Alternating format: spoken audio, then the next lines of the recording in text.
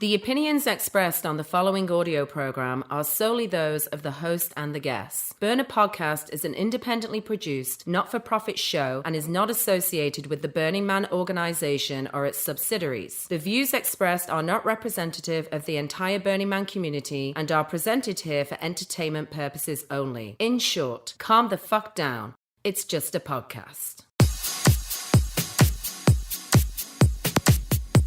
All right, it's episode number 90, and it is 312 days till the man burns as of this recording. Well, it is late October, and my voice is kinda gone, which means I must have gotten back from Utopia, our San Diego regional bird. It's not as gone as it usually is. I don't even know if you can totally tell, but I can tell because there's that thing that happens when it goes like underneath the I don't know if that makes any sense. So I guess that's a plus. It's not as bad. And then on top of that, this is the second time that I'm recording this intro because the first couple of times we had some technical issues and the show, I've had to fix it a couple of times. So it's given some time for my voice to come back. The first time I recorded this intro, it was completely noticeable, but it's towards the end of the week, so it's kind of coming back together. Anyway, at least I had my voice for the actual interview portion of the show, which we recorded at Utopia's Center Camp on Friday this past weekend. So I technically met the deadline for the show. It's not my fault. You weren't there. But we did the show. The show was done by the first weekend of the month. It's just not getting into your hands until a couple of days later. Anyway, I had such a perfect, amazing Utopia experience. Utopia really did replace the emptiness that I was feeling after this past year's Burning Man. If you're a regular listener to the show, I've told you the story about how I had to leave early. It was the first Utopia where I didn't have a lot of heavy build duties, some light stuff here and there, but my obligations were mostly to this show, which was part of the Center Camp lineup of talks. There was kind of like a TED Talk type thing that was happening the whole weekend, and this was Friday morning at 11 a.m. where I had a 2-hour block, so we did a live podcast interview. And I also had a day of photography responsibilities for media, where it's the same thing I did last year, which is we drive around and document all the art that's on the mountain. So I haven't reviewed the photos yet. I hope they're good. I kind of don't remember taking half of them because I was pretty toasted. And it was under the sun, and I was having fun. So I got to have a few really fun interactions with listeners of the show that I ran into. Apparently, I have a really unique laugh because it was something that two different people pointed out when we met just this weekend, actually. Overall, it's been something that people have brought up when we meet for the first time. It's happened a few times over the past few years. So that's kind of funny when I hear that. There was a lovely young woman named Erin. If you're listening, I want you to know that your words just really just settled into my heart and haunted me in the most beautiful way all weekend. I'd love to chat with you some more about your journey in the past couple of years. I wanted to speak to you more, and I am grateful for all of you listeners, all of you burners, all of you amazing people in the community. God, I used to co-host an indie hip-hop podcast called Crappy Awesome, which I quietly stepped down from this past year after 7 or 8 years of doing that show. It was one of the many shifts that I've gone through this past year, which I'm now processing just what a really big deal it really was to be doing an art project for 8 years and then stepping down without really mentioning it to anybody. I was in the hip hop scene doing music videos and podcasting for, God, almost a decade. Almost a decade of my life was there, which is pretty nuts. Anyway, getting recognized is not a new thing for me necessarily, out and about in events and stuff, but the way that it happens now is very different, and I walk away from these interactions feeling very differently about it than I used to back in the hip hop days. In the hip hop scene, there was like this show business wall between us, the creators, and like the fans, if that makes sense. We'd end up in these interactions with, again, I'm doing the quotes here, fans who may not really actually like hang out with each other, right? Like there was this thing where we're the performers and the creators, and you guys are the people on the other side of the screen or the other side of the stage, and like there was this velvet rope up between us. It's the best way that I can think to describe it. And mind you, the scene was filled with really, really great humans, but there was always this kind of like underlying, almost like scarcity, maybe is the word. I don't know. In that there's only so many rappers that can be on stage. There's only so many of us that I was not a rapper, but the point is there's only so many of us that could be on stage. And not necessarily every single person was a creator. There was a lot of consumers of the creations. Whereas, with Burning Man, if you attend any Burn event, you're not just like a fan or an attendee. You are a participant, because there's no fucking spectators. So, interacting with people, it's different. It's not the same thing as like sort of like mainstream show business type thing, because everyone that attends is doing something special and is contributing in some way and is part of this larger scale art project that we are all a part of. We're all in this canvas together. And in the burner community, it's this never ending feeling of flow and abundance. You can do whatever you want to do. There is no shortage of places to shine here. And I want you to know that I'm so grateful for all of you, and so blessed to be able to connect with you, and so grateful for all of these interactions. This weekend really made me think a lot about this particular topic. And by the way, just again, more side note, if you ever feel like, if you ever meet me, if we ever connect at one of these things, and if you ever feel like I wasn't completely present, or heaven forbid, maybe even a little short with you, I assure you it's never ever intentional. I'm never ever consciously putting up any walls. I've met listeners in situations where I was distracted or inebriated.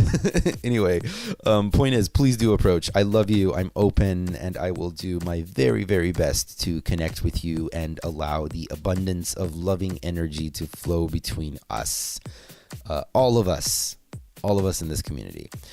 And that's really like the magic of these regionals, I think. They are the full concentrated dose of my favorite part of the Burning Man experience. And that is the single human to single human connection. I've said many times that my favorite part of Burning Man, after I've released all my pent up physical energy and dancing at like Mayan Warrior or something, is the conversations at the little bars on the dark side streets. That's always the thing I walk away remembering the most. And regionals, especially these smaller ones, and when I'm saying smaller ones, I mean like, smaller than Africa Burn, which is like 13,000 fucking people, are more of that part of Burning Man, I think. So stuff like that is going to be some of what we'll be getting into in today's conversation. Because today's chat is pretty much all about regional stuff. Because today's guests are leads from 2 different regionals, and it was recorded at a regional. It's a regional extravaganza. Very, very soon, you will be hearing the voices of Widget repping Bequinox, which is the Los Angeles Regional Burn, and Miss Conchita, all the way from Swarman, which is the Arizona Regional Burning Man event. That last bit may ring a bell of familiarity because Conchita also happens to be the life partner of a previous guest of this show, Mr. Mom, who was our guest on episode number 58, entitled Dispatch from Swarman. The first thing you might notice is that, well, Will Widget sounds like he should be the one hosting the show. I really should have asked him if he has previous radio experience, because he sounds amazing here. Anyway, these two wonderful individuals were actually at Utopia as part of an official, unofficial lead exchange program, which we'll get into a little bit early on and describe further. The biggest takeaway from me was the historic moves that LA's League of Arts nonprofit has made this year with the help of all of you participants who attend regional events like Bequinox. What they're doing is a really, really big fucking deal. So stay tuned for that part of the conversation. As always, there are some fun Burning Man stories and inappropriate jokes. And after the chat, we have an amazing Mediterranean flavored set by Picaya. And the set was recorded at the 2018 Sicilian Regional Burning Man event known as Burning Sand. Burning Sand is held on a beach which looks to have crystal clear waters from the photos. So, yeah, that's very much on the bucket list. Hey, anybody want to house me in Sicily so I can get my ass to Burning Sand and do a show out there? I gotta fucking make that happen ASAP. But yeah, let's go ahead and get into today's chat with Widget and Conchita from Utopia 2018, which was recorded at Center Camp. Today's episode is entitled Rise of the Regionals. I go by Mr. Arash, even though nobody called me Mr. Welcome to Burner Podcast.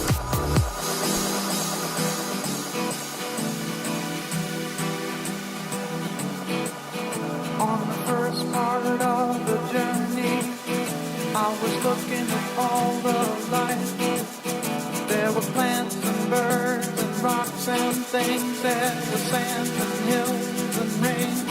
The first thing I met was the fly with the bones and the sky with no clouds. The heat was hot and the ground was dry, but the air was full of sound. I've been through the desert on a horse with no name. It felt good to be out of the rain. In the desert, you can't remember your name, 'cause there ain't no one for to give you no name.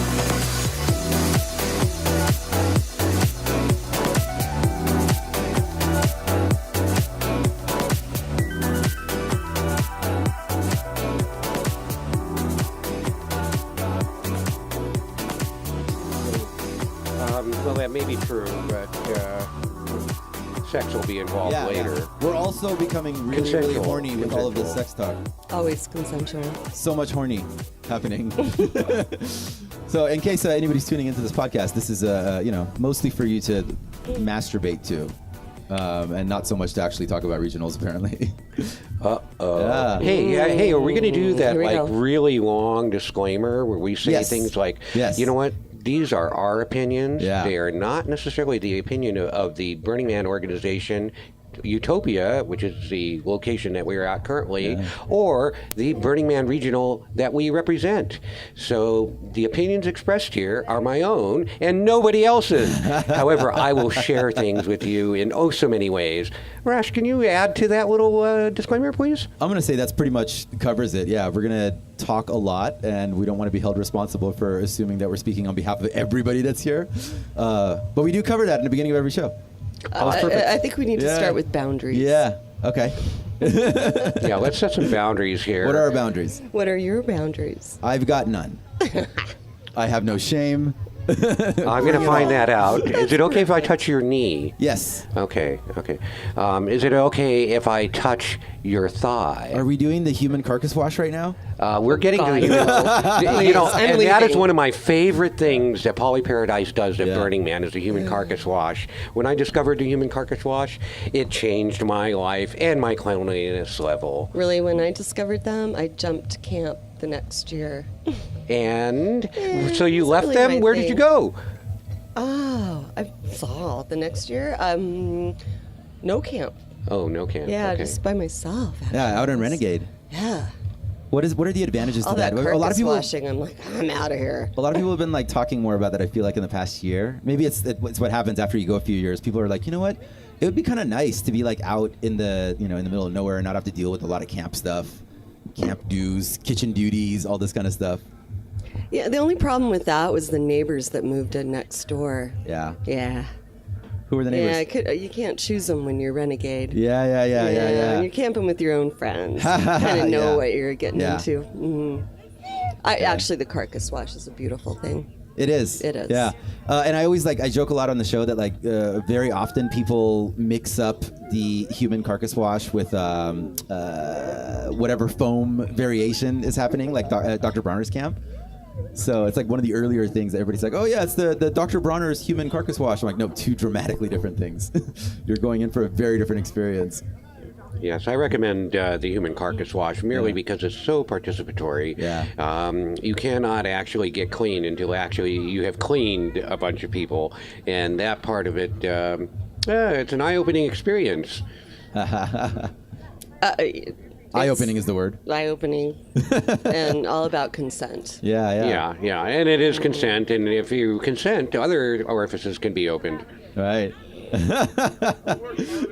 All right, this sounds like a perfect segue to have with me as a Widget and Cheetah. I'm going to have you guys say your name so that the listeners can associate a voice with the name. And I want you to tell me what the most amazing thing that you've eaten at this weekend's festival so far has been. Oh, I made some coconut shrimp last night. Oh, by the way, Kunchita, Cheetah, go There for you go. Cheetah. Here from Saguaro Man. From Saguaro Man. Yeah. Yeah, coconut shrimp. Coconut shrimp that you made yourself? Well, it came in a box, but we have an oven and I Yeah. used it. Yeah, oh, it was so good. We can dig it. Yeah, and I'm Widget. I'm one of the Los Angeles Burning Man regional contacts. I also sit on the board of directors for the Los Angeles League of Arts, which is our Burning Man 501c3. I also volunteer at Burning Man in oh so many ways. Yeah. I consider myself a volunteer slut because if they paid me, I'd be a whore, and the last thing I want to be known as is a whore. Yeah. So I'm just a volunteer slut, and I work in many capacities, wearing many hats, and trying to be as supportive as possible of our community. Just giving away the house and not even charging a dime. Absolutely, absolutely, yeah, my so far for this event, the most amazing thing that I've seen is the level of cooperation on the safety team. And that means rangers, fire, ESD, dispatch, and the other people who are actually operating in the safety area or safety hub here at Utopia. They have we had an incident where we had a hazmat spill, and the response was really on point last night. Where was that? Was There. that on at the actual event? Yes, it was actually at the event, and it was good to see that the ICS protocols were activated. Yeah. All the different departments worked seamlessly together in a way that mitigated the problem and helped provide a solution and resolve the problem. Can you talk about that? What was it that actually spilled? I just heard a Well, little bit you know, about it. I'd really rather wait until we get Meg here. Perhaps she might Yeah. want to talk a little bit about that. It's outside of our peer review right now, and Yeah. I'd really rather focus on more of the fun aspect. Sure. But that was the most amazing thing I've seen so far is level of cooperation and coordination that has occurred. One thing that Well, we'll just assume it was just like multiple bottles of whiskey that crashed, and then we had to clean all of the whiskey off the floor. yeah. There were people licking the street. Yeah. Oh God. Oh, it was amazing. Oh, the humanity.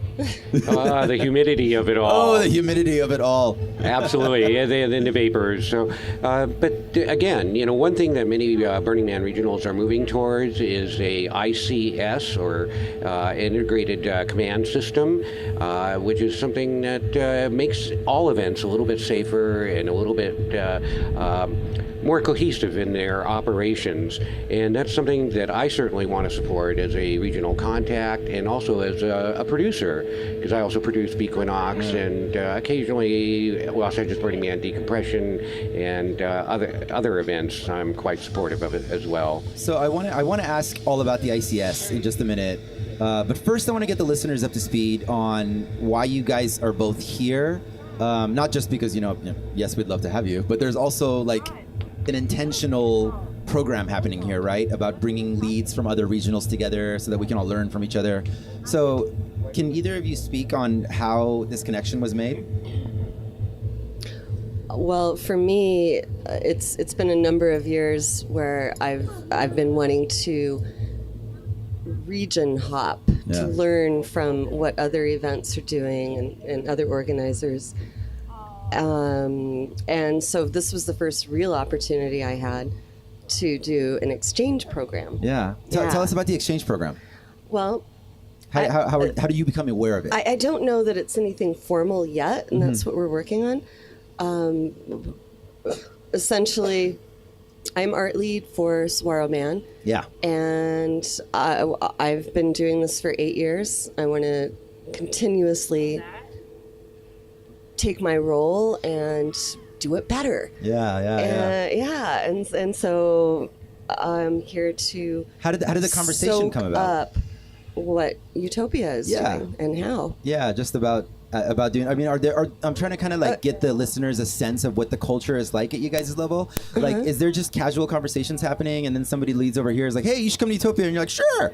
Yeah, it was kind of like that. Is there an email list? Do you sign up a form? No, Do you get a special badge? VIP I have access? a special wristband. VIP access. Yeah, I champagne, contacted Meg, just like I've contacted Widget, to be involved at the level of learning. Yeah. And next thing I knew, I had a ticket. Yeah. So you're spending a lot of time like behind the scenes, watching sort of operations and maybe pitching in ideas from experiences that you had in Arizona, et cetera, et cetera. Yeah. Yeah. Absolutely sharing information.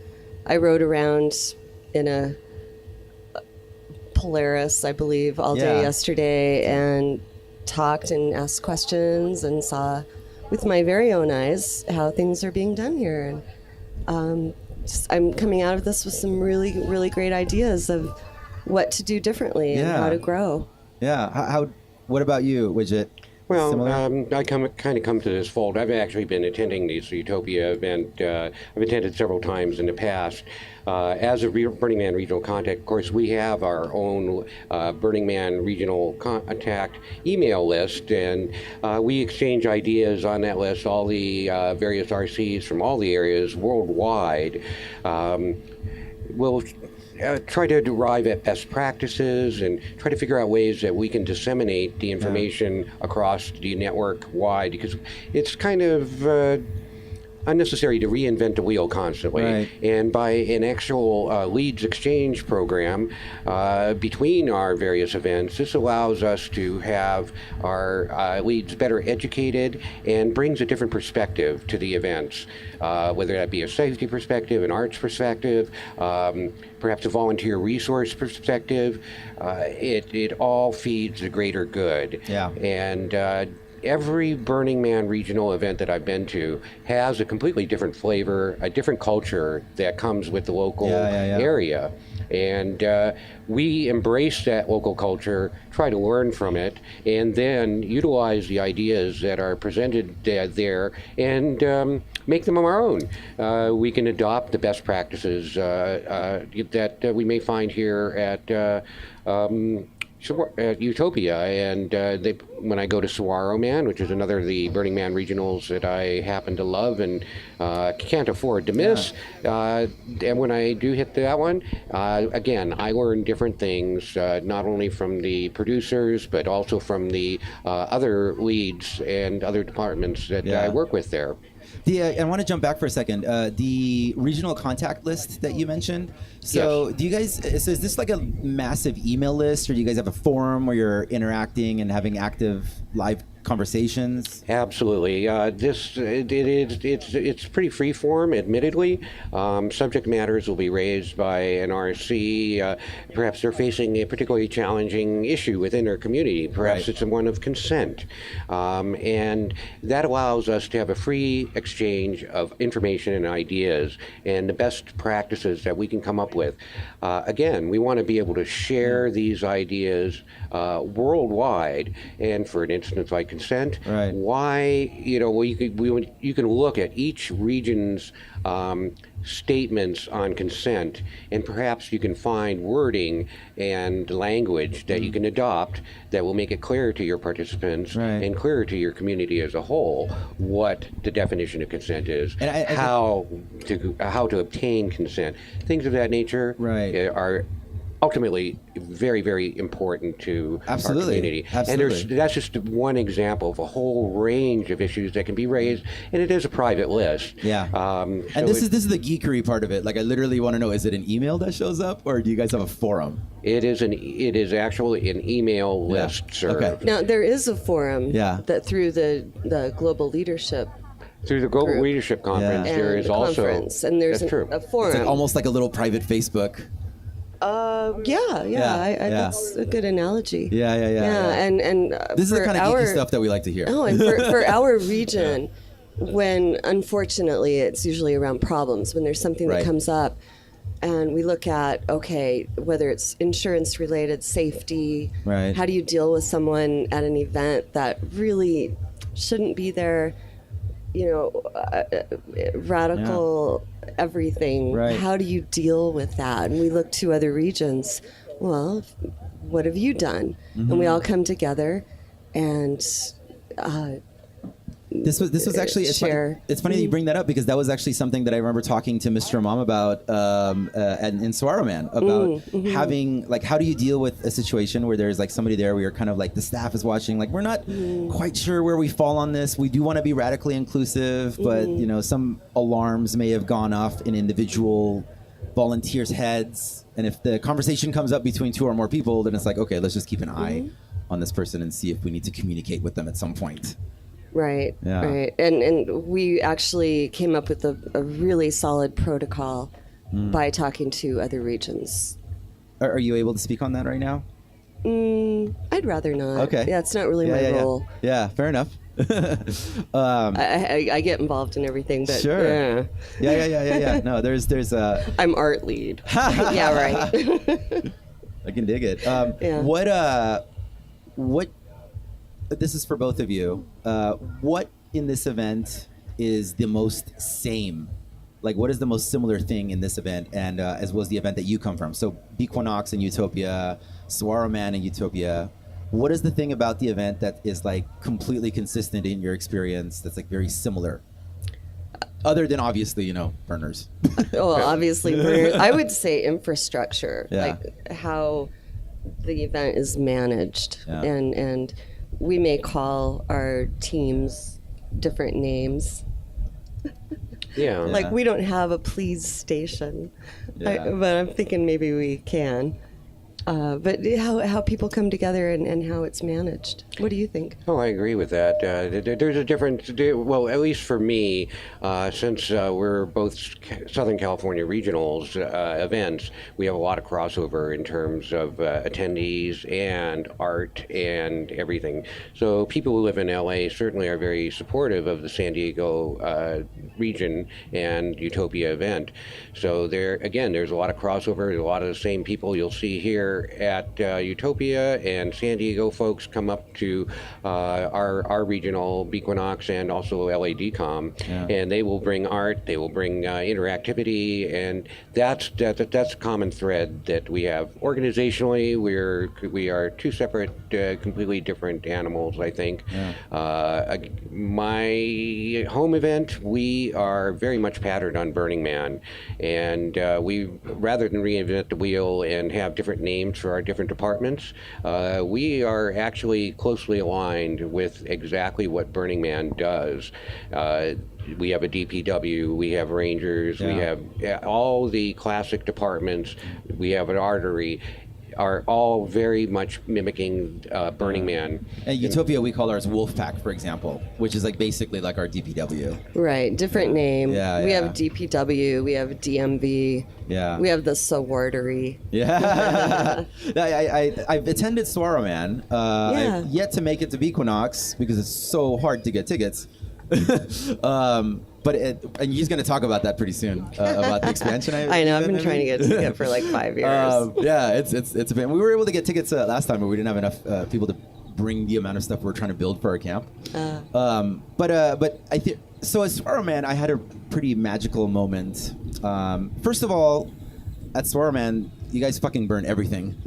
Like there is a lot of burning. Well, people in our community, Yeah. they like to build and burn. Yeah. And we hold our events on private land. Yeah. And weather permitted, this Yeah. past Swaroman last May was the first year that we could not burn. Oh, really? And I was waiting for an uproar. Right, You right. know, because people like fucking love to burn shit. Yeah. And instead, everybody was so beautiful, and all the LED lights came out. We lit up our temple. Yeah. And it was actually really chill and nice to, first of all, not have to have a burn perimeter, Right. clean up, and it was all kumbaya. Yeah. It was really cool. It was during one of those burn experiences. That what you're describing is like really like hitting home, because it was during one of those burn experiences where I was looking at Swaroman is about what, 1,200 people. The year you were there, yeah. Yeah. Okay.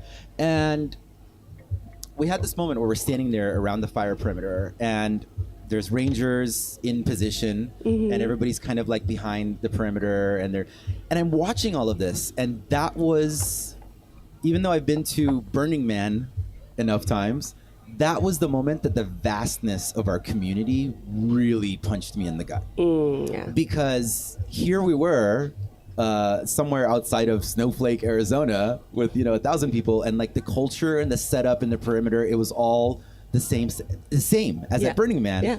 just much smaller. And like the consistency in the amount of care and attention that was paid to recreating the culture and the safety standards and protecting the community, but still having all this love and openness and connection.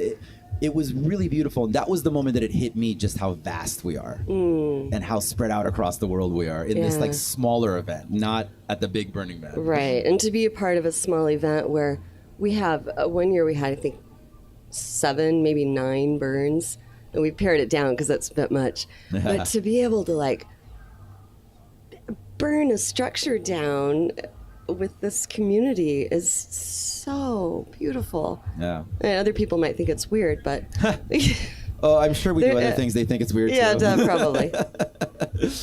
Very commonly, things we do are very weird. There's no shortage of weird. No, Not at all. And that consistency that you mentioned carries through to many, many of the Burning Man regionals that I've had the privilege of attending and participating in. Certainly, again, Equinox, we're patterned very much on early Burning Man, and our burn is handled in much the same way as any other burn that we have at Burning Man. I also work for the fire art safety team at Burning Man, so I have a little bit of a background in such things, and Right. that gives me greater perspective on maintaining the safety and protecting the community, because I feel that my role is not just a facilitator of the event, but also making sure that the participants have a safe experience and safe zones to retreat to if something goes sideways. Yeah. Kind of like these tables, or Which- chairs that we're oh. sitting on right now. Like these Yeah, chairs. I'm listing, but I'm listing in the right direction. Yeah, you are. Yeah. What you were describing earlier, Widget, about like the different cultures of different regionals and how the community, coming in from a more centralized org, like we look at how we can embrace that culture. What do you think is the biggest difference between your respective burn cultures versus like Utopia? Well, first of all, Utopia is in an area right now. We have a fire alert and a complete ban on open fires here. we're very fortunate in that Beaquinox, we have had the event in Joshua Tree, California, in an area that is not as prone to fire. That's been the largest difference between the two. Culturally, we have a lot in common because we are, again, Southern Californians. Right. So the differences in terms of the overall culture are not as great as they are, say, between here and Southern California and the Great Lakes area. GLIA, which is Great Lakes Experimental Arts, which is a Burning Man sanctioned organization that runs Lakes of Fire, which is held in Michigan every year, and I've been attending that one, since its inception. Right. That is one of my favorite burns, and the culture there is quite a bit different because Midwesterners, they may not be as touchy-feely as we here in California might be. So, the issues of consent are a little bit different than there, and the amount of personal space that somebody requires may be greater. Yeah. So there are things we have to be cognizant of, and our approach to individuals that we might meet there. But overall, that same love of Burning Man and what the event means to us as individuals still holds true, whether you go to an East Coast burn, West Coast, or and again, I shouldn't call them burns because not all Burning Man events have burns. Yeah. We all have the same ethos. Yes. We do retain that. The 10 principles are exceedingly important. And quite a few years ago, New York came up with a suggestion of adding an 11th principle called gratitude, and that's one that we completely embraced in the Los Angeles area. And culturally, that has certainly helped us in terms of volunteer appreciation and letting people know just how grateful we are to have them at the event and to actually have them sharing themselves. Because, again, Burning Man and all Burning Man events are participatory in nature. And hopefully they're transformational in some way, shape, or form. This is now the third 11th principle that I've heard. we have a couple of others. Yeah, there's consent. Yeah. And then I know that Africa Burn, it's each one teach one. Mm-hmm. And then now gratitude. Right. We got to start like a Bill of Rights amendment or something. What would yours be? I don't know. I kind of feel like I'm almost more of a traditionalist when it comes to the principles. Like I feel like all this stuff fits in there. I like the consent one. Are we pushing that here at San Diego? Yeah, we're pushing for consent. Yeah, I think that's something that, again, is very important. It's been a hot button topic for Burning Man itself. Right. Every year there are issues of consent that arise at Burning Man, and the way that we deal with them, and culturally, the thing about society as a whole is that it is not it's a moving target. It is something that changes and evolves and mutates as time goes on. So the standards that may have applied 3 years ago may no longer apply. Yeah. And so trying to be politically correct all the time is a difficult moving target, and you're not going to please everyone all the time. And sometimes you're going to have disappointed participants, and hey, that's why we have people who are like rangers and are willing to go out and help that communication stream in a meaningful way, so that a meaningful resolution can be achieved that everyone can live with. It may not be one that everyone likes, but it's certainly one that everyone can live with, and that's what we want to achieve. Yeah. Just a quick story. We were doing a fun little game at Burning Man a few years back where I pulled a sheriff over, and it was about the 10 principles, and asked him to demonstrate one, and he looked at me and said, "What? There's 10?" He simplified it and said, "I thought everybody just loved everybody." So from an outside perspective, that's what transfers to the default world, hopefully. God. That and like crazy costuming and I'm not worried about that being our stereotype. Yeah, right. Yeah, I think the consent. That's what it all boils down to. Right. I thought that was really beautiful. I think the consent thing is definitely. I think that one's a powerful conversation because, like what you're describing, Widget, is correct. Like it changes every couple of years. It changes, and I think more than anything, the conversation should be about having a conversation, about it being okay to ask questions, and it's okay to not assume, because we don't know for sure what's going on in different people's heads. I mean, I might want to run up and sprint and hug somebody, but like I don't know if like they just had back surgery. Yeah, one of things like that matter. Absolutely. Yeah. One of the things that Wakes at Fire had done early on, I think it was the second year of Wakes at Fire, they kind of distilled things down into just three bullet points that people should remember. And one of theirs, aside from protect the community, was ask first. And communication is really the basis upon which everything here at Utopia is built. Yeah. It's through communications, private emails, Facebook, social media, other means of communication that actually bring these events together. So we really have to do our best to hone our communication skills so that we can actually make these things happen in a way that people are going to appreciate and cross everybody's spectrum. Right. And it's there is really what it comes down to a lot of times when people have an issue with things like this, because there's no logic behind it. Ask permission. It's not illogical.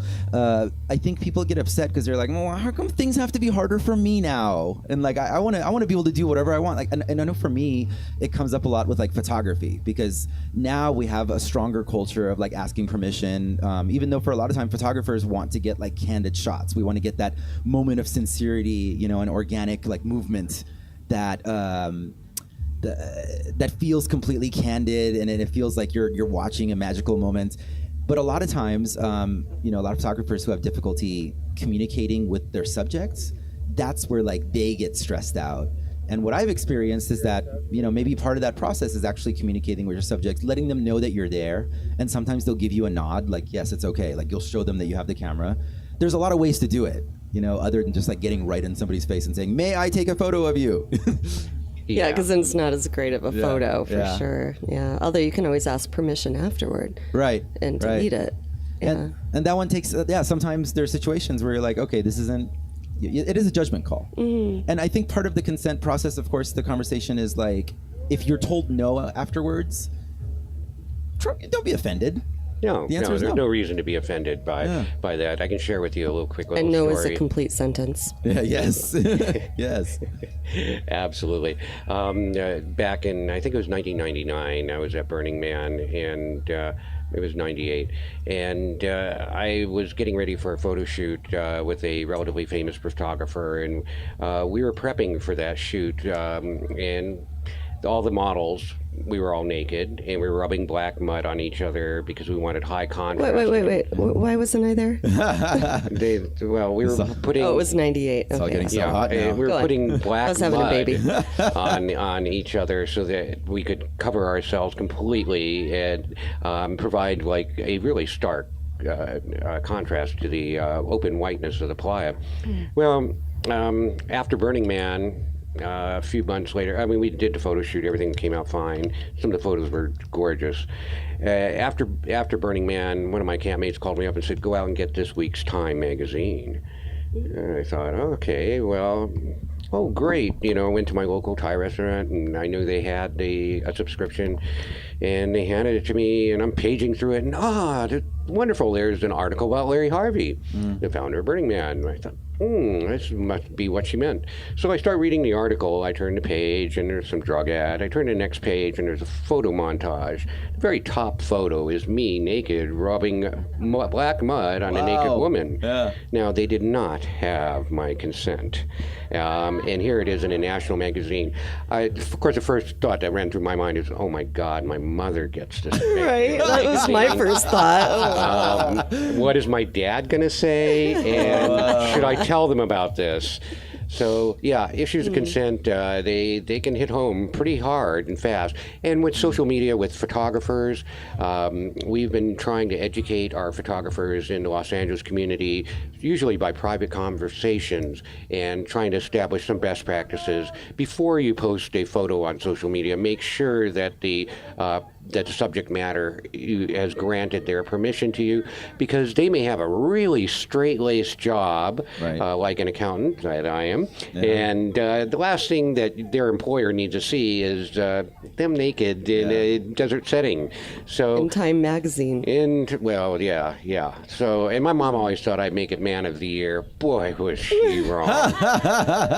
So the photo was something that was already orchestrated, but Time hadn't actually checked in with everybody who was in the photo.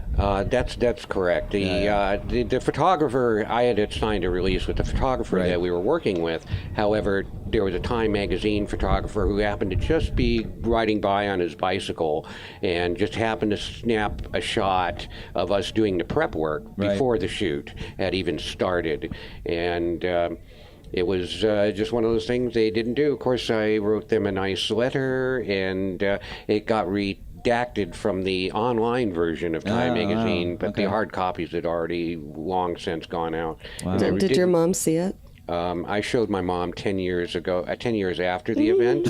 So at that point, I felt it was pretty safe. Look what I did when I was young and stupid. I would never do something excuse like me, that I'm now. still young and I'm still stupid. No, there's a I don't remember her name right now. There is a woman running for mayor, I want to say, of a Northern California town, where she had she camped with Spankies at Burning Man. So her opponents went through her social media and set up a website with a bunch of photos of her at Burning Man saying do you want this person representing you? And I love that, by the way, last I heard, she fought back. And she's like, guys, this is 2018. No, we're not apologizing for this anymore. And my understanding is her. that generally the response has been super positive. Yeah, you're right. Fuck this. Oh, excellent. Yeah. And again, we can It's a spread our different time. culture in so many ways. Yeah. And again, I'm going to hit you with that huge disclaimer. This is my opinion and not that of the orgs. But, burners in general can be a potent political force. We can affect change on the world outside of our events, outside of Burning Man itself, simply by being participatory. Again, that principle of participation is really important, whether it be at Burning Man or at home and involved in the issues that you care about as an individual. And please express yourself. That self-expression thing, pretty important in the real world. Thanks for saying that. That's so true. Yeah. Yeah, there's a quote by Rumi that I will totally butcher. What is it? When I was young and foolish, I tried to change the world. When I was old and wise, I tried to change myself. That's quite accurate, and it does hold true. We certainly want to have a positive effect, and Burning Man and all Burning Man regionals, again, they're a duocracy. They do not happen unless you are willing to step up and make them happen and participate in some way or a meaningful way. And it might be by means of communication. It might be by something as simple as a podcast that is available to burners that might help share some ideas and some thoughts and hopefully spread those thoughts and ideas well beyond what we can reach here at a single event. Yeah. Absolutely. And kind of back to why we're sitting here in this podcast. It's all about what we call cross-pollination and sharing and then bringing it out to the world in the most beautiful way we can. What is, speaking of which, do you have something already in your head that's going to be the biggest thing you're going to take back to Arizona from something you've learned so far this weekend? Actually, over the years, our art fund has grown. I started the Easy Burner Art Fund 8 years ago, and it's grown incrementally. And as we have more money, which is our community's money, how to take that out into the world and share art, whether we bring it from region to region, of course not the art that gets burned down, but all of the rest of it, and then out into the community, like on the streets in whatever town or city we live in. Yeah. What are you taking back to Equinox? Well, back to Equinox, one of the things that they did here that was very much like what Flipside does. Flipside has an event before theirs, which is called Safety Side, and they had safe Youthopia here just about 3 weeks ago, which was a wonderful one-day event where all of the safety-oriented folks and all of the leads for the event attended. And we ran through some training and some scenarios, and that I am taking back. Matter of fact, right after that event, I started organizing our own for Be Safe event, and we're going to incorporate many of those ideas. So that's even before this event happened. And again, I'm still kind of distilling things. I've been working a lot since I arrived here, so it's going to take me a little while to come up with a few other things I may be able to take back. But again, I'm already familiar with this event by having attended it several times in the past. Do you guys get to like let loose and have a good time here at some point? I did last night. Yeah. Here's why I asked that. Because this is a conversation that I've had with a lot of people too. Is like as you get involved more and more into the community, your definition of what that is changes. Mm-hmm. Like there was a time, in my early 20s, like I just wanted to be on the dance floor, and then now I want to make the dance floor. Right. And it's like I always joke with producer Meg, who's the lead at this event, the producer of this festival, and the first producer of Burner Podcast. I was like, Meg just does like line after line of responsibility.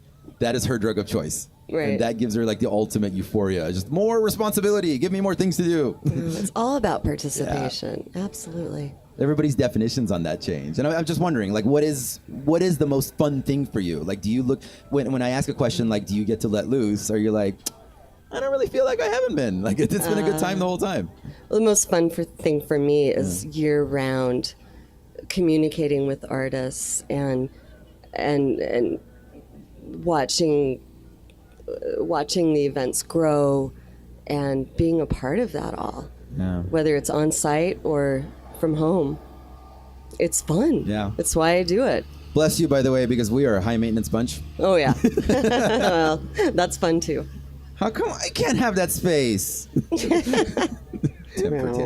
all have our camp here. We all have our chosen experiences, and I spent my first dozen or so years at Burning Man partying my ass off in so many ways, and pushing boundaries and trying to explore a bit. And I've spent the last 12 or so years volunteering for the org, and that is now my chosen experience because, hey, you know what? Burning Man events, they're mind-altering enough. I don't need to take a lot of drugs or party my ass off in order to have a good time. Keyword a lot. I have learned an awful lot. Yes, you come to contact with the fact that you are no longer immortal. So, and we reach different stages of our lives, and being of my age, I am now in my legacy stage, and it's a determination that I'm consciously making. What kind of legacy do I want to leave? How do I want to affect Burning Man culture? What do I want to leave behind? And I've been coming up with little plans along the way and checking things off, and feel like I'm actually reasonably successful at it. What is one thing you want to leave behind? Well, one of the things that I have managed to facilitate as a founding board member of LALA and Burning Man Regional Contact is I wanted to be the first regional to acquire property. So the Los Angeles League of Arts, our Burning Man 501c3, we acquired 153 acres of desert property north of the town of Mojave in the community of California City. So we now have a big blank canvas. And while I may have some vision for that canvas, it will be guided by the community as a whole, ultimately. Our initial plans are to certainly be able to hold our events there like Bequinox. We may open it up to other charitable organizations to enable other burner organizations or burner associated organizations to hold events on that property.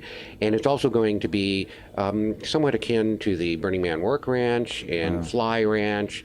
And we want to create a space that is going to be that'll live beyond our years and be a repository for some of our Burning Man art, an area which our artists can work in and create large-scale art that's destined for Burning Man. It is north of Los Angeles, so it's on the way to Burning Man, so it reduces transportation costs a bit for many of our artists. We want to offer reduced price storage for art cars and RVs, so that'll give our organization year-round income, as well as so that'll help feed our need to improve the property in a way that will allow us to build buildings so we can have maker spaces, and we're going to try to do it in an ecological manner and make it all sustainable. We are pretty far off the grid and want to remain that way. Wow, that's amazing. It is, and that's also a really good example of how we look to other regions for what we can do better. Yeah. And we have a 3 to 5 year plan to also purchase private property. About the same size, do you think? I don't know, but for the same reasons. Yeah. Yeah. So it's, I'm sorry, just to make sure I understood it correctly. This is, you guys will be the first sort of non-central Burning Man organization that has obtained permanent property. Is that correct? Yeah, that's correct. That is a massive moment in our history. We're going to take over the world. Wow. And if you think about it, with the large number of Burning Man regional contacts in the world, one of the things that we discovered in execution of my 5-year plan, which by the way took 8 years, was the fact that it took you 8 years to make history. Well, perhaps so. What we did learn is that a small dedicated team of individuals can affect huge change. And I knew that if there wasn't someone to serve as a catalyst for this, it may not have happened. But I did have the support of our board of directors and the other regional contacts when we began our search. But they were supportive right down to the wire, where we actually pulled the trigger and wired funds. And we did purchase the property cash. So we had been operating all of our events in a way that, in a very responsible manner, and making sure we were in the black on most of them, not all of them, mind you, but most of them, so that we would be able to not only continue to have art grants for our events, but also allocate a small little bit aside for that purchase of land. And again, any regional can do that. And problem with, of course, Southern California is our land prices are through the roof. So we were very, very fortunate in finding something that was affordable for us, had the right criteria, had to have a double-wide dirt road or an improved paved road for public safety reasons. We want to be able to get a fire truck down that road if we need to, or if we have to evacuate someone by ambulance. So there was very specific criteria we were trying to meet, and that's why that's one of the reasons it took us a very long time to find exactly the right property. Other regionals may not have those challenges because they may be in a more developed area, perhaps farmland that already has lots and lots of paved roads through it, that's still private enough to hold events that aren't going to disturb anyone. But you're always going to be subject to, some local pressure. But we've been trying to build really, really good relations with the local community there. So much so, the Chamber of Commerce just opened up 9 spaces for our Burning Man artists for large-scale art in the city of California City. Wow. So now we can bring art and install art inside the confines of their downtown area. And by doing so, this also endears us to that community, and we want to bring them into the fold and make sure that they can be participants in our future. Yeah, I'm just blown away by the implications of this. I mean, on top of that, so you'll be able to move Bequinox there, I imagine. Absolutely. Bequinox is going to happen there in 2019, March 2019. Yes, we'll increase it ever so slightly. One of the things about Bequinox is that half of our tickets are directed tickets. We have over 50% of the tickets are going to participants. And when we say participants, we mean the key organizers of theme camps, and we only grant very few tickets. I believe it's 4 tickets to each theme camp. That's a pretty low number for some of the larger LA theme camps, Right. but they managed to make it happen. For our volunteer staff, for every department, and again, we mimic Burning Man departments, so many of those volunteers, and I believe we had 267 volunteers last year. We're only growing the event by the number of volunteers that we have for our event. So being an accountant by trade, I work by numbers, and the numbers say that if we maintain a certain percentage of critical volunteers to the number of overall participants, then we can we can grow the event to a larger number. So this year, if we have more volunteers sign up, then we can have more tickets issued based on that number of volunteers. And most of the most critical ones are, of course, the DPW folks that help build the infrastructure of our event, the gate perimeter exodus folks, also our greeters and our gate staff. Those all have to be at certain levels, as well as our public safety side, which is going to be our rangers, our medical, and other public safety functions. Right. As long as we have those covered, we can grow the event. But we have to grow it incrementally based on the number of volunteers that we have. And of course, we're also giving tickets to artists. Each artist gets a number of tickets, 2 tickets, and so does the art cars that come in. They get directed tickets. So that's why our event sells out in a couple of minutes or less. And it makes it a little difficult. We may arrive at a lottery system sometime in the future. We haven't determined that. There's a few things that I'm thinking about. Like one, I think it's going to be interesting to see how the event's culture develops, because now it's on land that has permanent infrastructure on it, because so much of Burning Man culture is all about coming into a place where there's nothing and building it all from scratch. And like now we're going to have access to this space that has permanent infrastructure in it. Absolutely. So that'll be interesting to see what that does to like the culture as a whole. I mean, I don't know what it would look like. Yeah, there's several other intentional communities that we're looking at. One of them is East Jesus. I don't know if you've ever heard of that. But tell the listeners about it who aren't familiar. East Jesus is a Salton Sea area? That's correct. Yeah. That's correct. And it's actually, if you go ahead and Google it, it'll pop up on your browser, and I suggest you kind of take a look at it. But I suggest everyone go out and see East Jesus. Yeah. It's amazing. Yeah. I mean, basically they cleaned up the area, picked up all the trash, and made art out of it. Yeah. And we actually donated our art car, because it wasn't really running anymore, to East Jesus. And there are people that just flock out to the middle of nowhere because it is just spectacular. Yeah. Yeah. But it's a very good example. Oh. Yeah, of permanent infrastructure. Right. Our producer, Rebel Dharma, he was involved in installing, I forget what the art piece was, but it was like this single-person plane crash. Yeah, That's I've right, seen it. yeah. Yeah. In front of BWB camp at Burning Man. Now it's that was installed the over there. Giggsville installation year before last, and Yeah. it was nice to get that back out there. Of course, Rebel Dharma also helped move the 747 this year, Yeah. so he has some He's experience kinda busy. moving planes and being very active with BWB, Burners Without Borders. I can't say enough about Burners Without Borders too. Absolutely. So the idea big is shout out. to let our community help guide the how that space is going to look.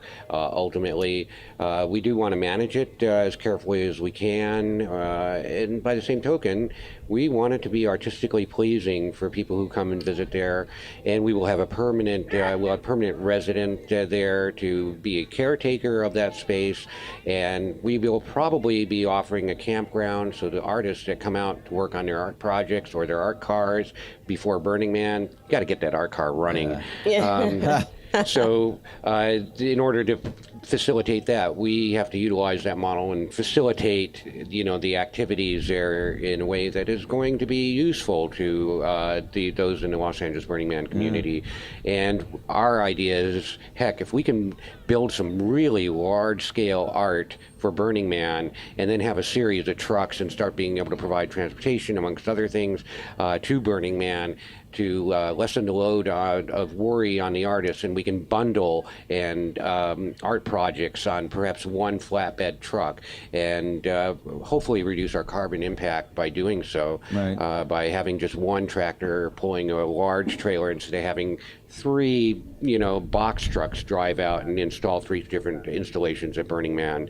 So that's ultimately our goal, is to make it easier for the artists to be able to deliver art to Burning Man and to bring it back and have a place where they can deployify a bit. Yeah, that's excellent. We were describing the private land thing earlier, and I wanted to ask, you said Arizona is in the process of researching that right now as well, or pretty close to inking a deal? We are. We're very fortunate in Arizona. It's very spacious. There's a lot of land, and we have veteran burners that own land where we've held our events for a number of years. And the Double Dolphin Farm is where we've had Saguaro Man for 8 years. We're giving it a rest this year to let the land kind of recover. But we have a permanent playground on this property, like an adult playground. Big, huge, beautiful pieces of art that we're all kind of sad we're not going to be able to play on this year, but we're going to have our decompression back at Double Dolphin. And it's so great to have a place where you can go and it's home.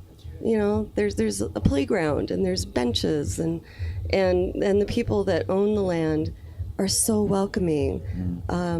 There's another place right outside of Witchwell that you've been to several times, and not a lot of permanent infrastructure, but very welcoming. And so we've been able to have private land, and our ticket prices, by the way, are very low compared to other regions. They are. Yeah.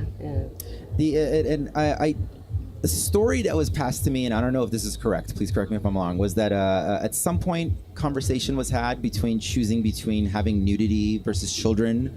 And decided children. And, and I was really happy because our kids were younger and they really wanted to come at that time. And they were kind of bummed that there wouldn't be nudity because they were little boys, They were like, what? No boobs?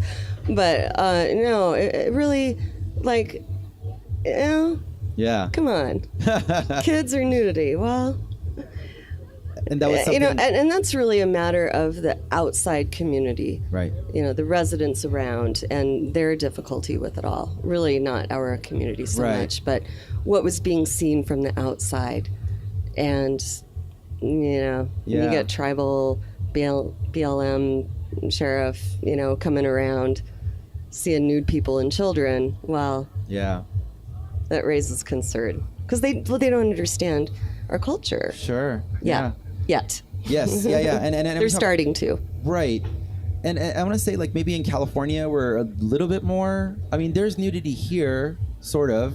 Absolutely. Again, that's a cultural thing regionally, and you notice that between the various Burning Man regional events, much of it is guided by the local mores and values that the community that you have your event in have, and you have to be able to at least try to get along with that community. So building good relations with them, and our approach is we want to approach it from multiple prongs. So we're attacking, so to speak, on many levels of local and city community government, as well as the community itself. You get the community, local community, to buy into what you're doing and get their support, you can do pretty much anything you want. Absolutely. Yeah, but you invite them to join you. Invite them. Give them tickets. Absolutely. We've since we had been holding Bequinox in the San Bernardino County area prior to the land acquisition, we took great pains to make sure that we developed good relations with the local sheriff, substation there, as well as the local fire marshal. And now, ironically enough, the fire marshal calls us when he sees something he doesn't understand when it comes to a flame effect or something like that, which is a really, really good compliment when it's the Burning Man community that's recognized as the experts in specific fields, whether it be spinning fire, what standards we should have, propane-driven flame effects, or just burns that might occur, intentional burns, ritual burns. Right. And language is a very important thing in getting things through local, state, and county governments. Is that you want to make sure you maybe perhaps add that word ritual to your burn. That might be the key to making it a defensible thing. But speak to your community leaders. If your community leaders don't have attorneys or people that they can bounce ideas off of, reach out to the other regionals, and they may have some ideas on how to do that. Yeah. Oh yeah. I think our greatest PR weapon, because a lot of what you're describing, like we'll have some more like radical hippies in the community that are like, we should just do whatever we want and we should not accept. We're like, yeah, but it's kind of like we have rules too. Yeah, right. It's kind of like we're still going into somebody else's house to some extent. Like to some extent that structure, that system exists. And I say like, if you're coming to my house and I ask you to take off your shoes, but you just like kick in the door and walk around with your shoes on, I might not like you as much. Next time, I'm not going to invite you over, at the very least. So creating those good relationships with like the agencies and the neighbors and all this kind of stuff, like this is, what we call burden of leadership. Some trade-offs need to be made so that we can work on the greater mission at hand. Absolutely. Encouraging that the people who attend your event at least try to spend a little bit of money in the local community so that there's a positive economic effect. Yeah. Certainly one of the studies that Burning Man undertakes is what the economic effect is for the state of Nevada when Burning Man is held, and it's significant, the amount of economic activity that's generated. Even small events can generate very, very big positive results for smaller local communities. And hey, if you had never gone to Burning Man, would you have ever heard of the town of Gerlach? Well, absolutely, and I'm fairly sure that all regionals do this. But when it comes right down to it, we take a look at what has been made from the event, and much of it's donated to the local community, schools. And pretty much like what Burners Without Borders do. We donate to them, we donate to the local schools, we donate to wherever there's a need. Yeah. And that really helps to build a bridge. Absolutely. Yeah. And I think the most powerful public relations weapon that we have in our arsenal as a community is LNT. I mean, like lots of not even regional stuff, just anytime people, if there's a general reputation that we have, is that whenever we come into a place, we leave it better. These campgrounds, like we were having this conversation last night with some friends.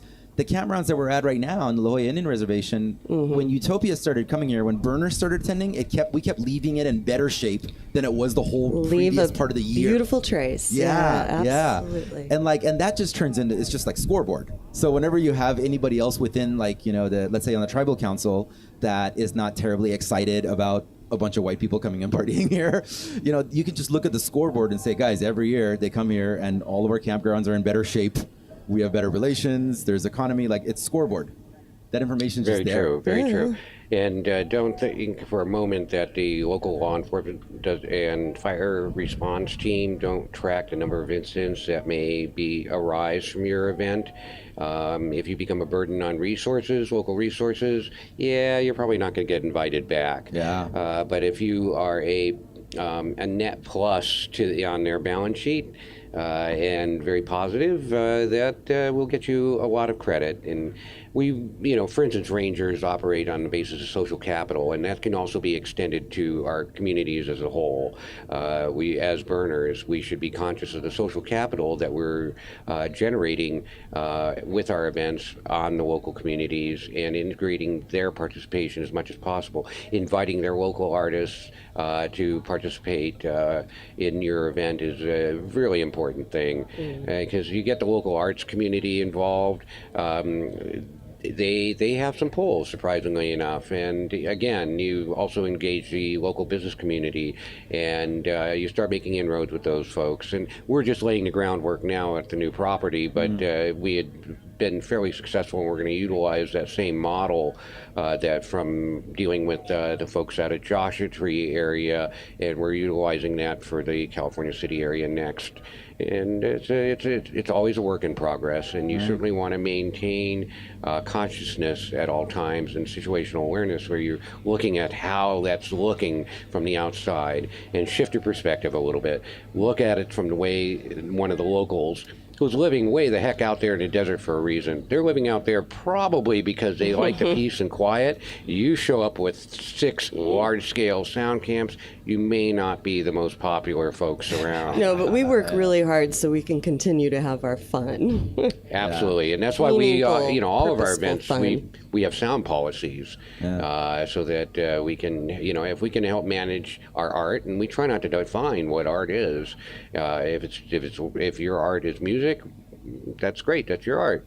It doesn't have to be visual or oral or whatever it is. That's your art. Try not to define it. We try not to limit it as burners, but the limitations are embedded in the guidelines that we establish for art, even for burns. Yeah. We will not allow a structure beyond a certain size to be burned.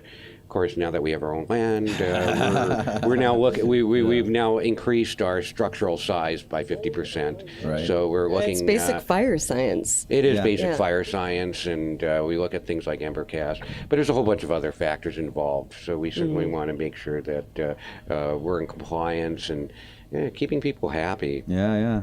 Speaking of which, We like being happy. Cheetah. I Yes. wish we had video of that right now. It's all It was a audio sweet recording. kiss. That was really sweet. Thanks, Widget. What Yeah. has been your favorite art piece here at Utopia so far? Put you on the spot. I know. It doesn't have to be art, or whatever. It could be a camp experience, but art piece is what popped up in my head. I really like the beautiful floral garden Yeah. with the stage.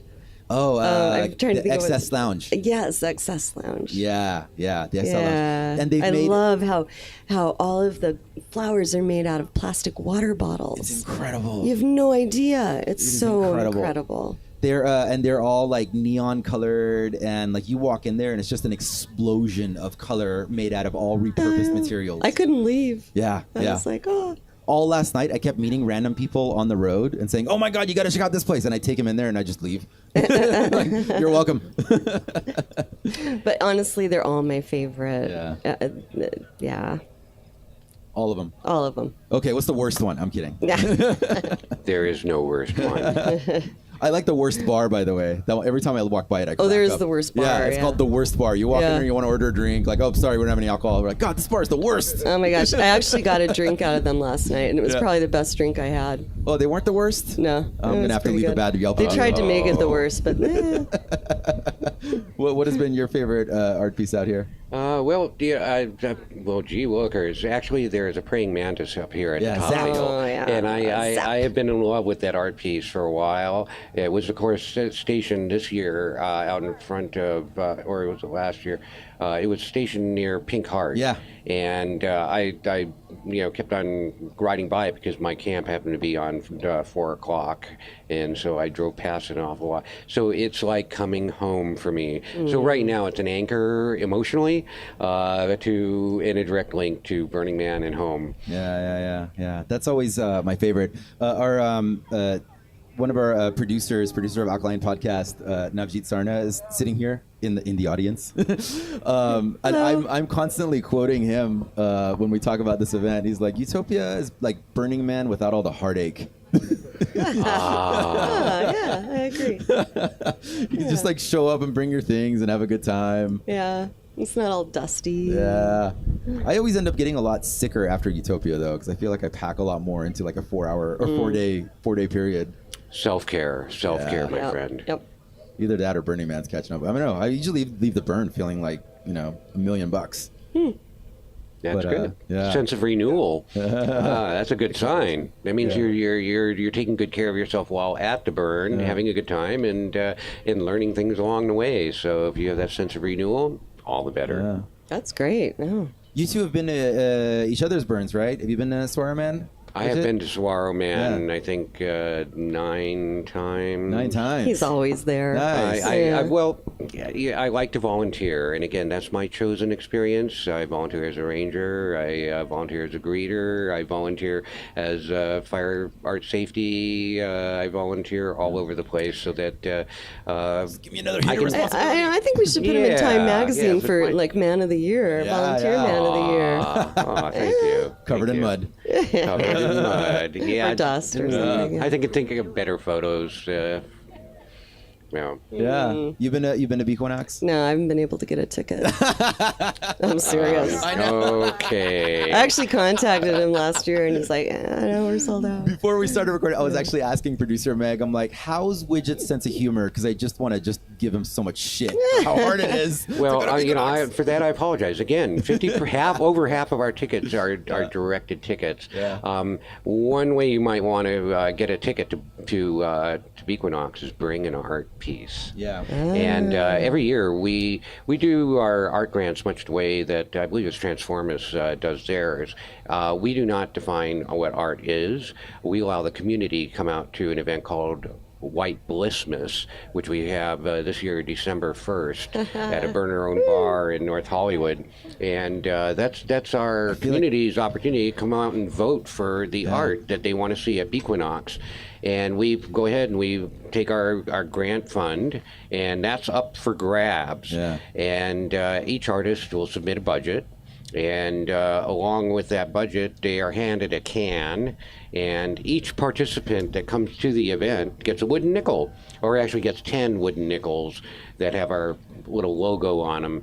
And the way our community votes is literally with those wooden nickels, and they may drop a wooden nickel into Conchita's can, and maybe perhaps one in yours, and maybe 3 in another one.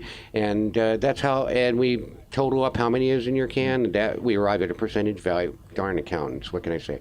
We arrive at a percentage of value, and from that percentage value, that's the amount of money that you qualify for of that art grant fund. If it's 100% of the money you asked for, and sometimes many of our art pieces have very low bars set because, hey, all we need to do, we're going to build it no matter what. We're already self-funded. All we need is transportation money. And they might ask for, a few $100s, and they'll get, many of those projects get funded 100%. Some of the larger projects, they'll end up with, 40% of their funding. It's up to them to come up with the rest of the funding. If they don't show up, the money goes back into the kitty and it gets redistributed on the same percentage basis. So we actually hand checks out at our event. Yeah. But that's Wow. a good way you can come to Bequanax if Yeah. you bring art. And I'm already thinking about it. Yeah. I've had And we just started doing that where the artists get a little bit of money up front, and when they bring it, Yeah. they, we they get actually the rest there. And it really helps with the Yeah, commitment. and it takes the Follow producer, through. the event producer, it takes me off the hook for curating the event. Right. We know we are not curating the art. Right. The community is curating the art. Just like they choose which effigy is going to be burned. So each of our effigy builders will be attending our event, and they will have mock-ups or wooden displays or computer renderings of their art, and the community votes on those as well. I think I'm going to build Widget Man. See if we can burn him down. Aw. Aw, Well, that's there's a sweet. thing called Widget Wednesday at my camp, and I'll tell you about that later. Let's just keep Widget Man erect the whole time. I think what a lot of, so this is going to be episode 90 that's getting released, by the way, of this podcast. One of the running themes that comes up very regularly is like, a lot of times people will ask like, "Oh, it's hard. I'm trying to make it to Burning Man, but I couldn't get a ticket." I'm like, it's really, if you get involved, it's not that hard. Get involved though. Go connect with the community. I'm almost leaning, like, this is completely my opinion, but if I was running, the Burning Man world, I would actually make it so that you can't even get a ticket to Burning Man unless you've attended a regional. And like that's the way you get into the lottery. Well, I think that, certainly one of the problems that all regional events have, as well as Burning Man itself, is the issue of acculturation. Right. And that is having attended Burning Man for as many years as I have, I see that as being the biggest change that has occurred. When I initially started going to Burning Man, the ratio of veteran burners to newbies was pretty darn high. You had probably 80-90% of the people who were attending Burning Man were returning burners, and so they were all the doers. The people who would come out, they'd hit the ground at 12:01 Sunday night and start building, and they might not finish their art project until Thursday or Friday, or their theme camp until Thursday and Friday, only to have to tear it down on Sunday before the temple burn. So there was always that going on, but the ratio has changed substantially, and acculturation, as a result, has suffered a great deal. People are coming to Burning Man, people are coming to our regional events that don't understand our culture or the 10 principles. Yeah. 10 principles are just a guide. It's more important that we have individual one-on-one conversations with people and share the culture, and everybody's experience is going to be different. Yeah. So your It mileage is- may vary. It is a duocracy. And kind of back to a question you asked earlier, what I'm bringing back from Utopia is there is a department, a acculturation department here. I think I Really? forget what it's Yeah, called. Yeah, and it's an actual group of people. I learned that 40% of the participants have never been to a burn. And Here at Utopia? Yeah, Yeah. 40%.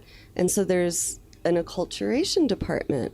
How beautiful is that? Yeah. By the end of it, hopefully most of them get it and can take that out into the world or back to Burning Man or wherever. Yeah, I mean, certainly as burners, we hope that everybody reads the survival guide and at the barest minimum before attending Burning Man, and reads the survival guide for each regional event, because each regional event Read. does publish one. And please, I encourage people to read it, at least have an idea of what you're getting yourself into. Right. Well, when we sell our tickets, they've got to read through before, and click that box before they can buy their ticket. Now, whether or not they actually read it, Yeah, people see I a scrolled radio down. box, they're just going to click it and then blow past it. But frequently. you have to actually answer questions or something. Yeah. Nice, I like that idea. I do too. We may have to integrate that. Of course, that'll slow down the ticket sale process. Well, there you go. Let Maybe me I'll think get one. about how that one's gonna work. That's a good idea. Yeah. Now the wheels are turning. See, there I'm gonna be a learning test on things this? here. Yes. That cross pollination is happening right now. Yeah. Right now. I'm watching cross pollination happening right in front of me as we speak. This is perfect. What are you excited about doing tonight and tomorrow here at Utopia? Wow. Making new friends. Yeah. Yeah. That's my favorite part. Yeah. Hey, I just met one. Yeah. Yeah. Thank you so much. I met two. Yeah. You've been It is great, nice to meet you. and I will probably do much the same. I actually think I have most of the evening off, and although I do have a shift really super early tomorrow morning, so I'll be done fairly early on. Yeah. But there's much to experience here. Yeah, You there's- can't there's a see lot. it all. Just like Burning Man, you can't see it all. I think Yeah. I saw it all last night. I'm serious. Yeah. Maybe not all, but yeah. It's my favorite experience at Burning Man is usually like earlier in the week. I'll get like some of my energy out by just running. I want to go see everything. Like running around, right? And then eventually, at some point, I'll end up at some small bar on some dark street where there's nothing else, and I'll have a conversation with somebody from Eastern Europe, and that is the memory that sticks out to me the most in my head. And I was having one of those kind of experiences last night, and like I got to, like, for example, see a camp that's here where the people at the camp were telling me that they're at the burn every year and they do the exact same thing. It's just like what they do there like kind of gets lost because it's so massive. But over here, like Absolutely. more of us get to come out and explore those little things. Yeah, the intimacy of regional events is really perhaps one of our greatest assets as regional events. when you can go to an event, a 3 or 5 day event, and basically run into the same person more than 3 times, it's a win. And being able to make fast friends and being able to find their camp again. Yeah, it's like living in a small town. It is very Yeah. much so. So many of us. We don't want to lose that intimacy. I got perhaps one of the best compliments that a producer could get, and someone said to me about Bequinox that they felt that it was we had cut 3 blocks out of Black Rock City, transported 700 miles south in 6 months in time. Yeah. I just thought to myself, oh my gosh, I actually pulled it off. Yeah. Our community came. We provided the canvas. The community came out and made it happen. Yeah. Holy cow! That was amazing. That's exactly the way that I always describe regionals to people, because I'm like, we all have this conversation from time to time. Oh man, I really want to go to, like your friend says that, I really want to go to Burning Man one of these days. It's on my bucket list. I'm like, first of all, I knew you haven't been, because once you go, you won't shut the fuck up about it. 2, try a regional. And the way that I explain it is like, it's like if you go to the Burn, it's 70,000 people. It's a city. It is a full city. You're gonna only explore a couple of neighborhoods realistically. Like you'll drive Quite through true. them. Yeah, but these are just different neighborhoods. You go to a regional, you're basically at one of the neighborhoods at Burning Man. And you have no choice but to explore that neighborhood the whole time that you're there, rather than going, I want to see what's next. I want to see what's next. I want to see what's next. And all Right. you're doing is like it's like a visual gluttony is almost like what Burning Man creates for people. I just want to consume things visually, but then you're not really able to experience much of it because it's so massive.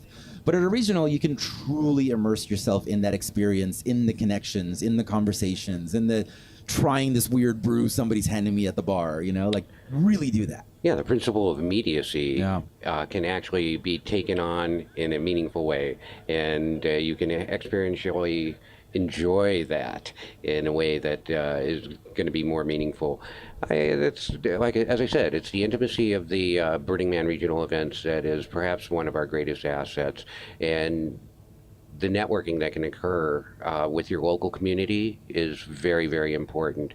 You may not know that somebody lives down the street from you and happens to be a burner. Right. I have met I had no idea that there were burners in my physical neighborhood in the default world. No idea. Ran into them. Where do you live? Oh, really? Hey, I live there too. Where, on what street? Oh my gosh, you're 2 blocks away from me. And the next thing you know, we're building our projects together. So that there's, in the regionals, that's where we get yet a different sense of community and can have those immediate experiences that and those deep conversations. Right. A lot of what happens to me, I feel like out here, is I'll meet burners from Orange County area, and they're talking about how this is the one thing that we have is we come to Utopia. I'm like, hey, do you guys know about this other big ass camp that's in Orange County? Our friends at Perky Parts. And they're like, no, we had no idea that this camp even existed. I'm like, yeah, they're like a massive Burning Man camp. You should meet them. And then when we get back to default, I'll make the introductions on Facebook or whatever. And this is our little convention. Let's come together. Connecting the dots is an important thing, and and anyone can be a leader in Burning Man culture. Anyone can. We can all further our common goals and help connect those dots along the way. I think it's really important that where we can be facilitators, we do just that. And if it's a matter of introducing a couple of people that would work really well together, perhaps their personalities you just know they're going to mesh, and they might be 2 wildly different types of artists, but personality-wise, their arts can be merged in a way that will be greater than anything that they could create individually. And being able to do collaborative art pieces it's one of the most favorite things. And that was something that the core project, which was sponsored by Burning Man Regionals, really brought to the fore.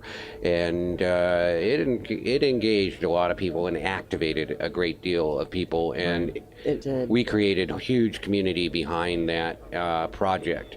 brought people together I never would have met. The circle of regional effigies, right? Core. Yeah, core. And I would say that one of the most rewarding aspects for me has been and will continue to be bringing people together. Yeah. Yeah. I will never get tired of that euphoria. That's always magical. And then I hear later that like so-and-so's happened, and then so-and-so is now dating so-and-so, and like all this happened because of this connection that And came next out year of our they're dating project. someone else. Yeah. And now they're all dating at the same time. Everybody is dating. Yeah. Absolutely.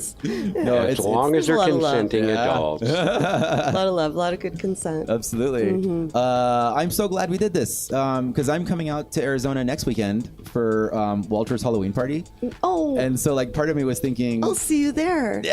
yeah, we're going to party at Halloween together. Yeah, right. We should do a burner podcast from Walter. Are you coming out? I am not. I have other commitments. Yeah, no, that's why I'm so yeah. glad we did this because the energy between like you two and us three and getting this conversation was really magical. It was perfect, and I was like, part of me was thinking like, where I'm coming out to Arizona next, I could just connect with you guys there. But then this podcast came together in the way it did, and it's been really absolutely perfect. I couldn't be happier with this conversation, and thank you both so much for everything you do for the community, for all of your hard work.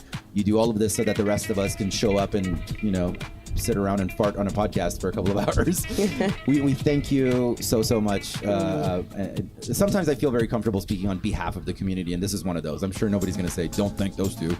So thank you. You guys are amazing, and really appreciate everything you've done for the community, and look forward to many more years. Thank you. It's from a place of pure joy. Absolutely. Yeah. Hey, we do it because we love the community and we love you too. We love you. We love you. We love you. Thank you. Thank you, guys.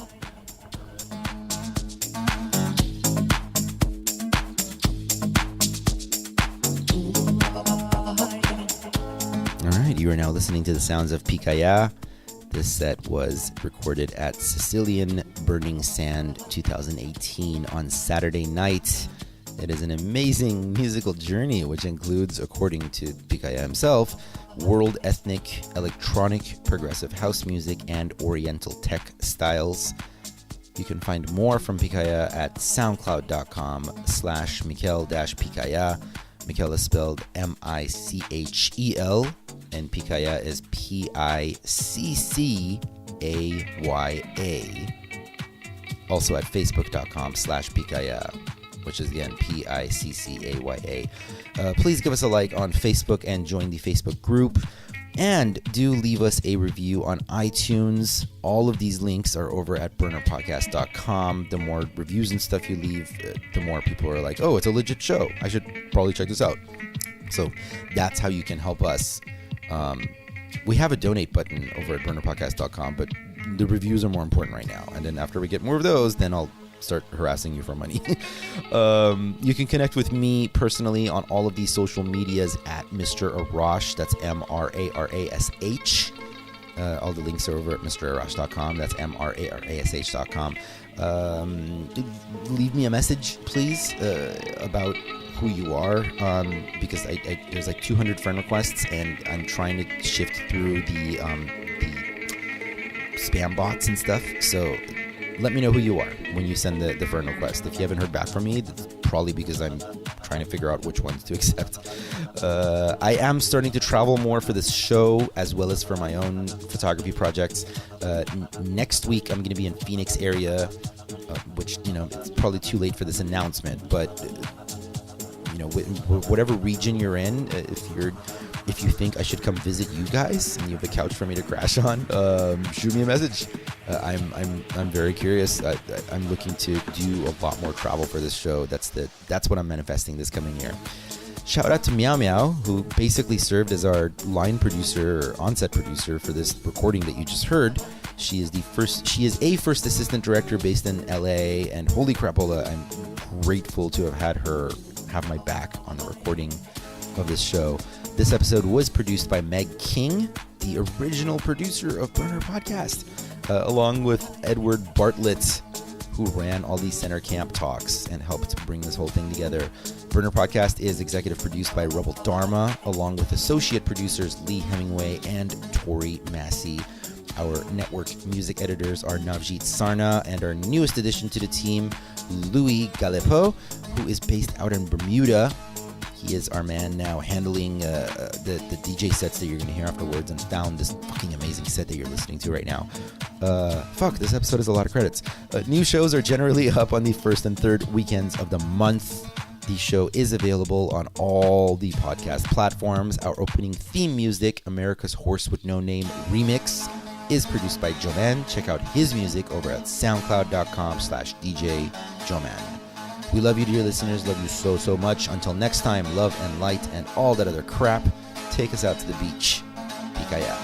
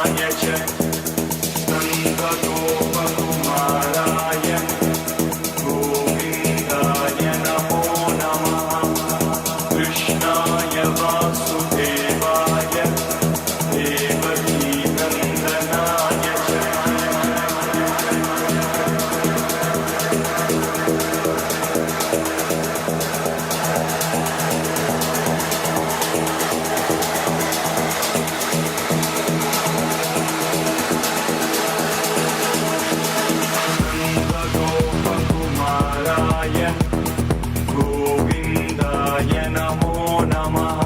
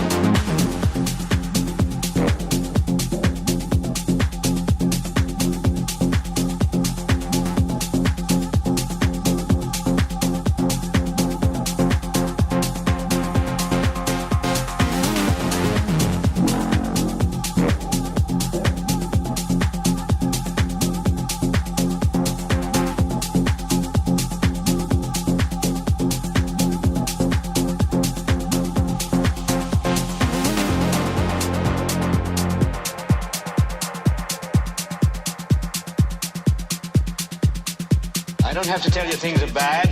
Everybody knows things are bad. It's a depression.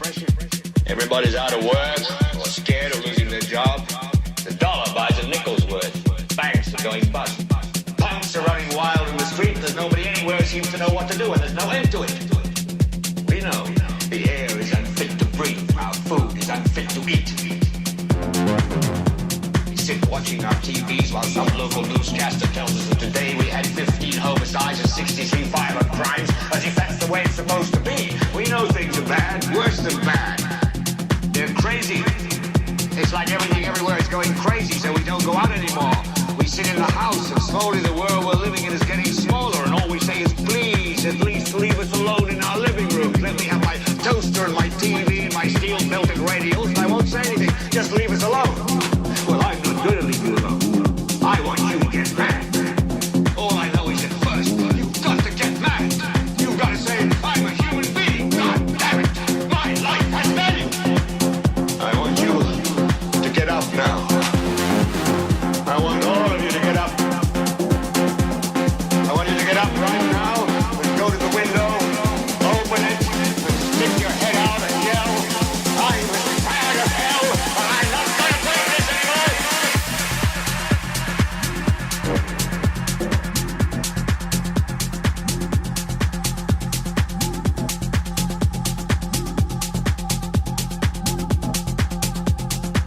I want you to get up right now.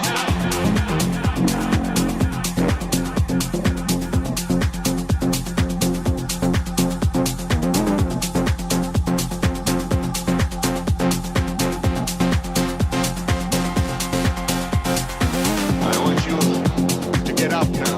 I want all of you to get up. I want you to get up right now and go to the window, open it, and stick your head out and yell, I'm tired of hell, and I'm not going to take this anymore.